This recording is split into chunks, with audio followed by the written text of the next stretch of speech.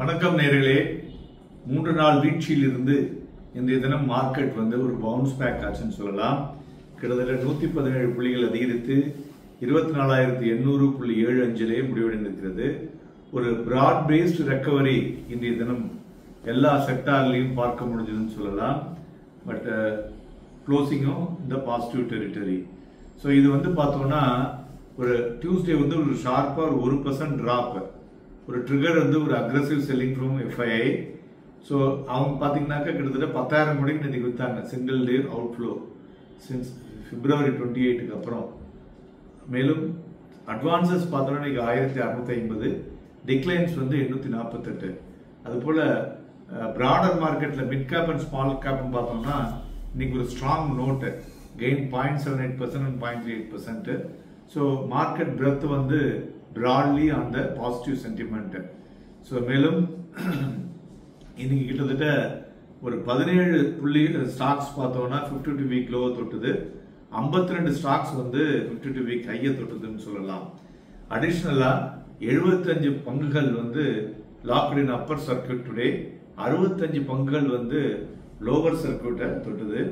மெயினா இந்த தினம் ஏறிய துறைகள்னு பார்த்தோம்னாக்க ரியாலிட்டி, ஃபார்மான், ஆட்டோ. ஸோ அந்த செக்டார்ஸ்ல நிப்டி ரியாலிட்டி கிட்டத்தட்ட 1.72% ஏறி இருப்பது குறிப்பிடத்தக்கது. அதுமாரி ஃபார்மாவும் பையிங் இன்ட்ரெஸ்ட்ல அச்சீவிங் 1.2%. ஸோ யூஎஸ் டெசிஷன் இந்த ஜெனரிக் ட்ரக்ஸ் எல்லாம் எக்ஸ்க்ளூட் பண்றாங்க ஃபியூச்சர் பிரைஸ் கண்ட்ரோல் மெஷர்ஸ்ல. அதனால ஃபார்மாக்கு இது ஒரு வரப்பிரசாதம் என்றே சொல்லலாம்.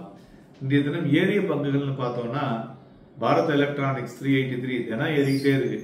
Cipla, Tata Steel, HDFC Life, Bajaj Finserv, Nestle India, Bajaj Auto, Tech Mahindra, Sun Pharma, Bajaj Finance. பிஎல்ல நம்ம 120 ரூபாயிலிருந்து வாங்க சொன்னோம்.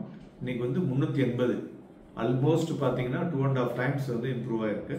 இந்த மாதிரி லூசர்ஸ்ல பார்த்தோம்னா IndusInd Bank, JSW Steel, Kotak Mahindra Bank, Coal India, Power Grid, Grasim, ITC, UltraTech, ONGC, Maruti Suzuki இவையெல்லாம் இறங்கிய பங்குகள் என்று சொல்லலாம். மேலும் தங்கம் பார்த்தோம்னா 675 ரூபாய் அதிகரித்து 95,516, வெள்ளி 413 ரூபாய் அதிகரித்து 97,701, குரூட் ஆயில் 75 ரூபாய் அதிகரித்து 5,480 வணிகமாகிக் கொண்டிருக்கிறது.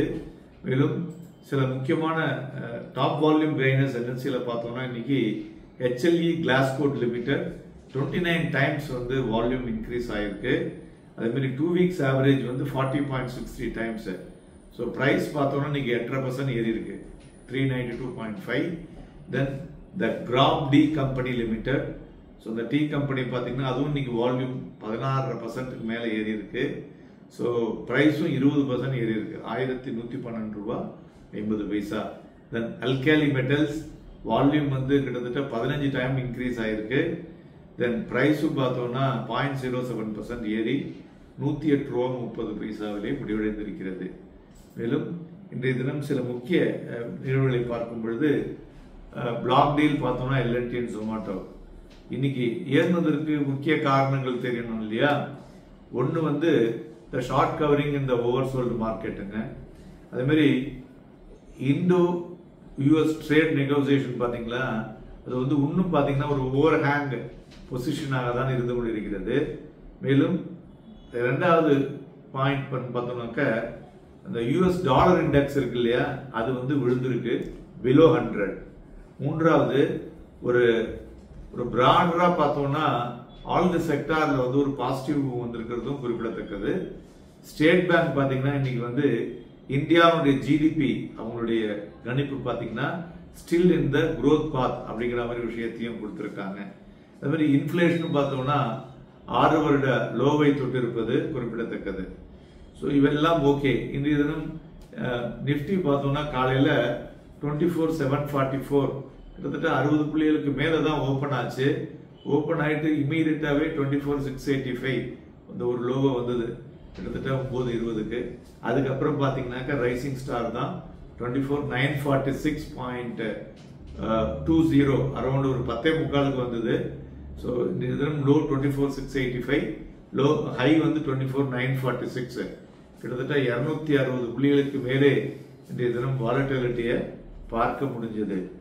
ஸோ டெக்னிக்கலா பார்த்தோம்னா நிப்டி வந்து 24,650 இருந்து 25,000 இந்த ரேஞ்ச் பாத்தீங்கன்னா எப்படின்னு பாத்தீங்கன்னா இன்ட்ராடேல வந்து ஒரு நான் டைரக்ஷனல் ரேஞ்சுன்னு சொல்லலாம்.